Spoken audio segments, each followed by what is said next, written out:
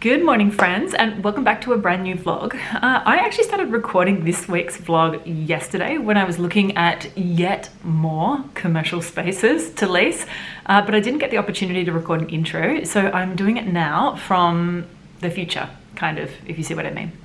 So at the end of last week, you might recall that I said that I was getting quite close on commercial lease negotiations with one specific property that I was really excited about.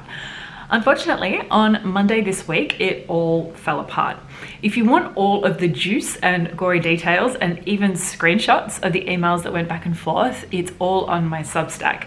But in the interest of time in this video, I'll just say that the landlord started making some really outlandish requests of my business under the guise of de-risking a startup as a tenant.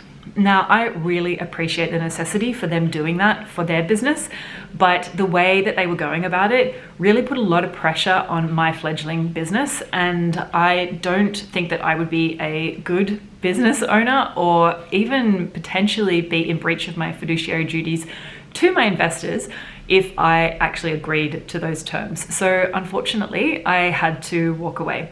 Now I am almost back to the drawing board and looking at more properties, but also going down the path of some more intense negotiation with one of the others that was still on the table.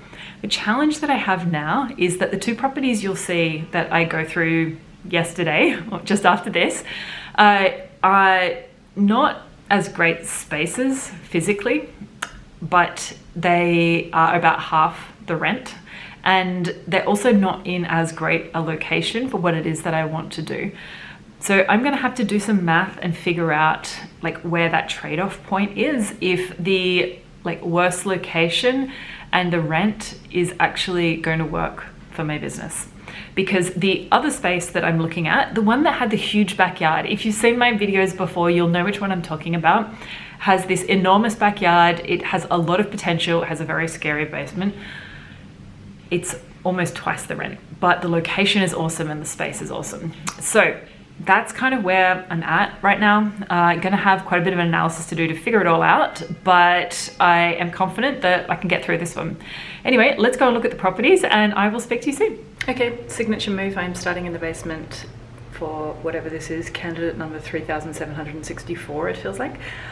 This is the basement. It is a vibe. You will see what I mean. Through there is like a whole bunch of just rabbit warren of rooms that, you know, have various states of repair. And there's another one in here. Weirdly, unlike some of the other places we've seen, this one just smells really clean, which tells me that they've scrubbed it to the inch of its life. Anyway, let's go upstairs and I will show you the rest of the space. Okay, at the top of the basement stairs, and here is the back room. This is actually quite significant. The entire space is like 1,500-ish square feet, so you do get to quite a lot to play with. There's a storage room and a bathroom through there. And then through the front area, that door just goes into the building. So then through here is another bathroom, not in a great state of repair at all. There'll be a lot of work required for that. And we also have like the rest of the space.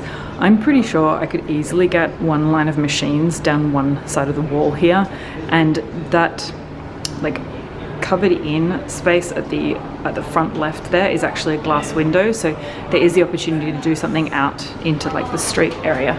I do think that using the back of this will be necessary to make the numbers work on it, but on the whole, I think this one could have potential. There is a lot of work that needs to be done from a design perspective, which definitely increases my costs relative to the other places, but the rent is so much cheaper here. So I guess, again, speak to contractor, speak to engineer, see what's possible. Okay, starting at the front of the space for a change, there's like a small lobby area here and then a corridor. I don't think the corridor is going to be big enough to get machines on one side, so it could be used for storage. Then it opens up slightly through here before opening up again right at the back. Through here is a fully accessible bathroom, which is like, it's a completely new space. So just raw concrete floor. It's very functional. It does what it needs to do. And then through the back here the light that you see actually comes from these skylights. There's 2 of them. Now, the interesting part about this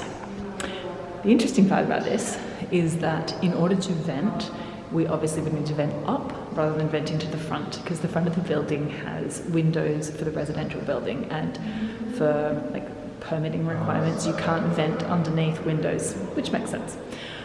So I would need to vent up. The nice part is I'm pretty sure that I will be able to vent through here, and because it's like such a short distance, it'll actually not cost anywhere near as much. So the nice thing about this space is, between it being like raw concrete and being quite clean, and that, it could be way cheaper to do the fit out. Unfortunately, there's no basement, and there's kind of nothing interesting going on from that perspective. The other thing is that it is very far east, a lot further east than I had hoped. It's probably, I want to say, 5 to 10 minutes walk east of the furthest east space that I was looking at before this. So going to need to do some sums. I think this one is less about whether or not it is feasible from an engineering and like a contractor build-out perspective, and more if it is viable from a location perspective for the thing that I'm going for. So a bit of homework to do on this one, but look, all in all, I think it's worth talking about. Quick video of the basement. This one isn't sellable, but it's in really clean condition and could be really good dry storage, or potentially we could get some more machines down here depending upon our ability to vent and the height of the ceilings. Eyeballing it, it looks okay, but we'll have to find out. Okay, this is the entrance of one side, because this space is actually broken up into 2 spaces that currently have 2 separate entrances. This is one side. There is a display cabinet / potential terrarium, which opens up into this space. As you can see, it used to be a pretty high-end store. It currently has a full mirror on one side, and this is where I'm assuming the cash register and things used to be, which in and of itself has quite a bit of potential. Now, we were just told that down here is a dressing room, which I'm interested to find out about. Oh, it's like a disco room. Okay, I don't know what this is going to be, but if we rent this space, I think we need to keep it and turn it into something. Now standing in the back of the second space, as you can see, it has this whole like old world vibe on the go. Leather bench seating, like insane light fixtures, the works.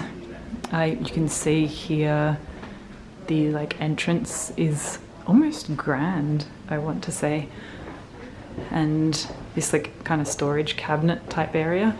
It almost feels shameful to like be knocking a bunch of this out, and I'm actually wondering now if there's a way to adjust the concept so that it can incorporate some of these things, because I mean, look at the entrance, like the doorway.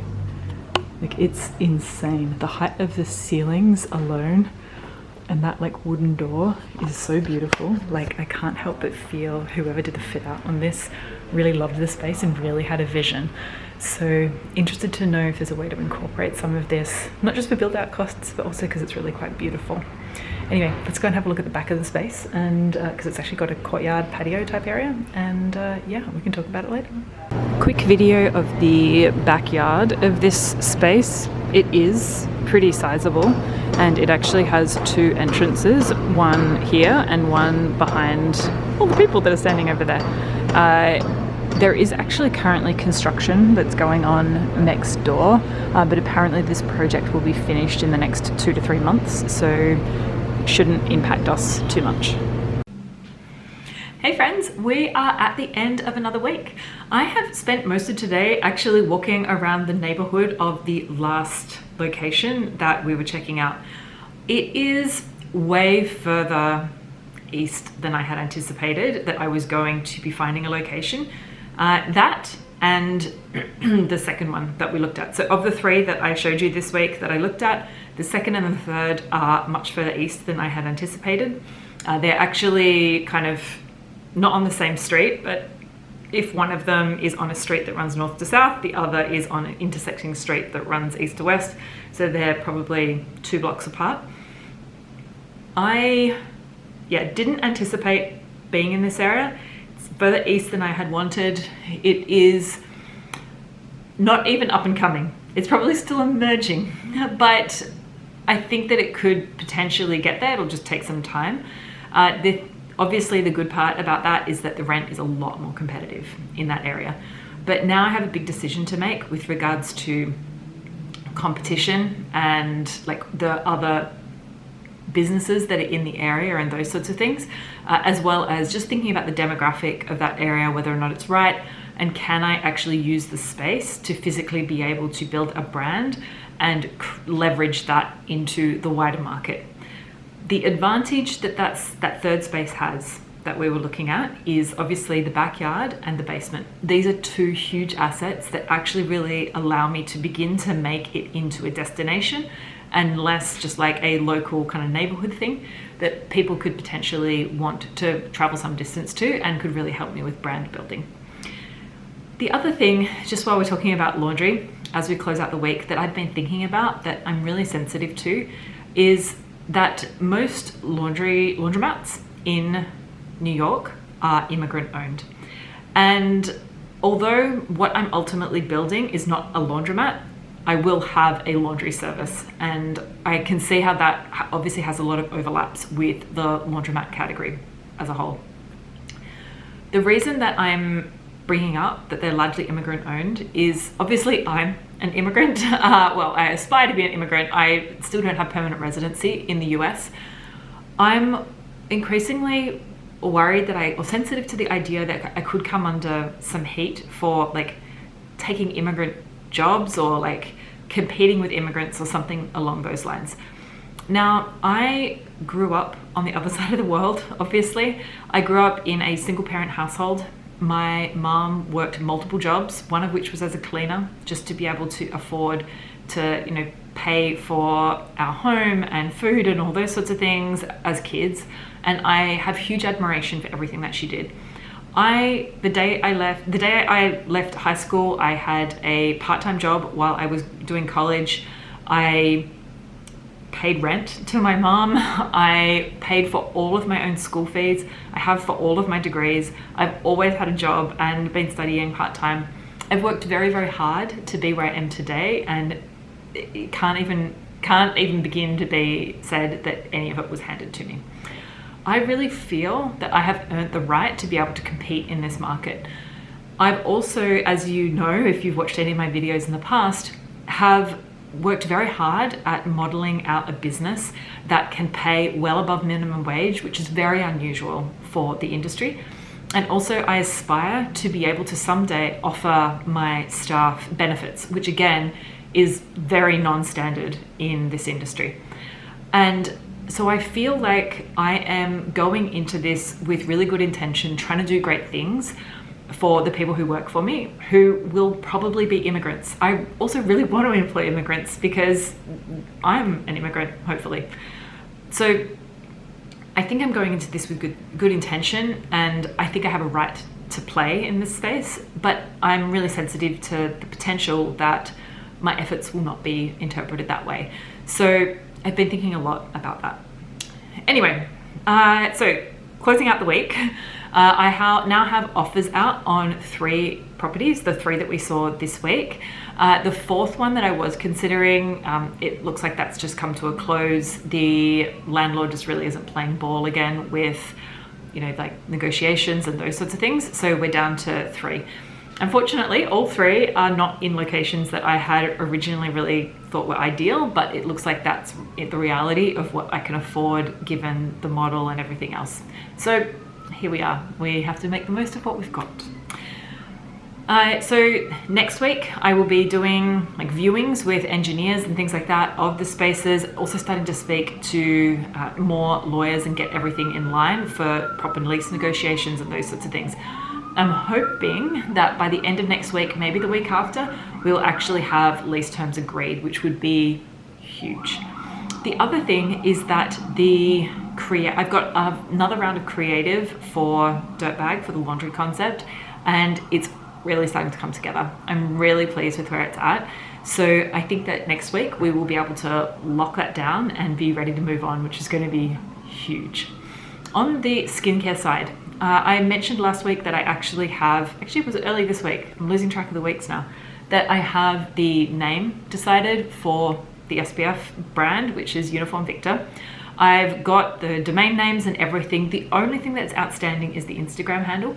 But this week I actually started to have conversations with the person that owns the Instagram handle to see if there's something that we can do. And I was really happy with the conversation. It's not finalized by any stretch of the imagination, but they're open to something. So we just need to talk that through. So really pleased with where that went. Next week, I'm actually meeting with the formulator again because of the change that we've had to have in product strategy based on the FDA looking to approve a new sunscreen filter next year. So that's been like a big landscape change for that business. So reformulating product and also kind of addressing brand strategy and product strategy around that. So lots of work to be done on that front. Really exciting, but just so much work that needs to go into that. So I think that's where we are. Very excited for next week. I'm really happy closing out this week because I feel like we actually finally got some momentum. So yeah, let's hope that we can keep it up. Anyway, I will see you guys next week and we will do it all over again. Bye.